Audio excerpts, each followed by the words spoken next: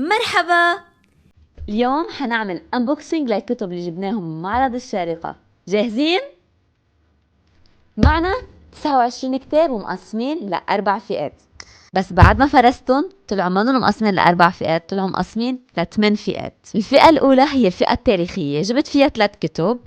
أول واحد هو الحاكم، حاكم ابن الهيثم.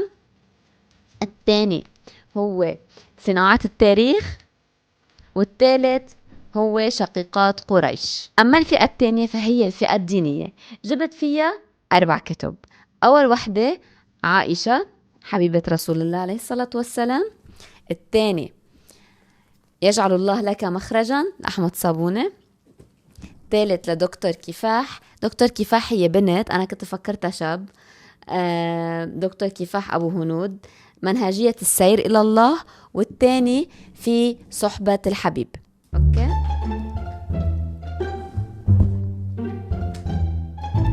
الفئة الثالثة هي الفئة شو هيدي؟ نفسية. جبت فيها 3 كتب. الأول هو قوانين التحرر من الصراع النفسي. الثاني واحد هو سيكولوجية الجماهير. والثالث اعرف وجهك الآخر. هون في جملة تحت بتقول سيحطم كل ما كنت تعتقد أنه الحقيقة. هذا بيحطم كل شيء مفكرينه حقيقة. ماشي يا رب،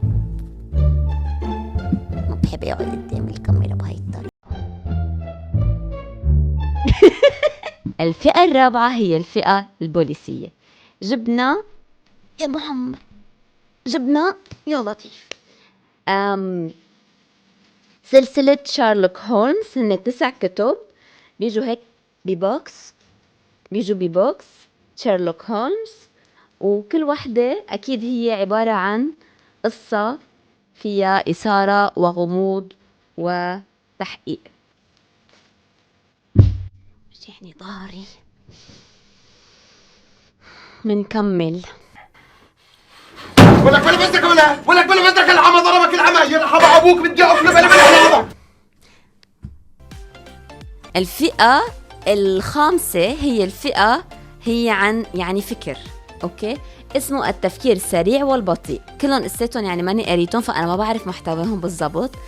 فبالاخر ممكن اذا حبيتوا الفقرة هيدي نعمل عن كل كتاب هيك نص صغير او فقرة صغيرة نشرح فيها عن الكتاب وعن شو بيحكي وقديش منقيمه وقديش هو سهل يعني للمبتدئين او للاشخاص اللي بيقروا كتير. الفئة السادسة هي جبت روايات. هيدي الرواية هي رواية مترجمة اسمها متجر جالوت للأحلام، بس أنا بلشت فيها هيدي وكتير مهضومة. الرواية الثانية هي لمعان النجوم، والرواية الثالثة امرأة في الثلاثين. هذا هو أصلا صاحب الكشك إلا أصر يعطيني إياها، مع أنه أنا ماني ب30، عم أمزح. أنا ب30. الفئة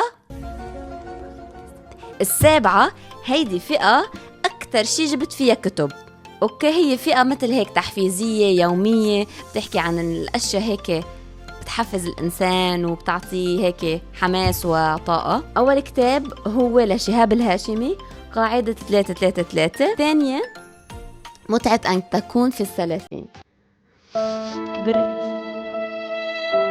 الثالث هو التغافل، راحت بال. الرابع هو هكذا تتعافى عندما تكون مستعدا، رحلة الشفاء والتحول الشخصي.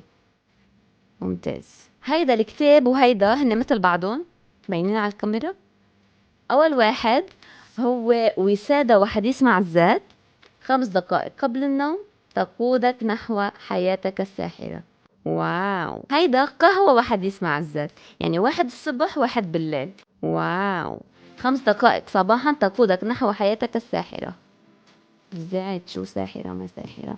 واو. اللي بعده لحظات تتمسك بها قبل أن تصبح اللحظة مجرد ذكرى عابرة. والأخير كتاب يبحث عنك ليجدك وأنت في أمس الحاجة إليه. هذا بلشت فيه سهل مهضوم، بعدين نحكي عنه. بيجيني ظهري. يا الركب، يا المفاصل. أما الفئة الأخيرة فهي كتاب واحد هو كتاب سياسي، هيدا مبلفنا فيه بصراحة، ما كان بدنا نجيبه بس جبناه. ليكو قد اسمكم، اسمه القيادة. أنا ما بحب السياسة وما بحب فوت بهالمواضيع، بس بلفونا بلفونا. المهم بعد كل هالكتب قولولي بأي كتاب حابين نبلش، وإذا أنتوا عندكم اقتراحات جديدة لكتب جديدة، وإذا عندكم يوهن هالكتب أو لا. سألتكم كتير وأول مرة بعمل فيديو طويل، وشكراً.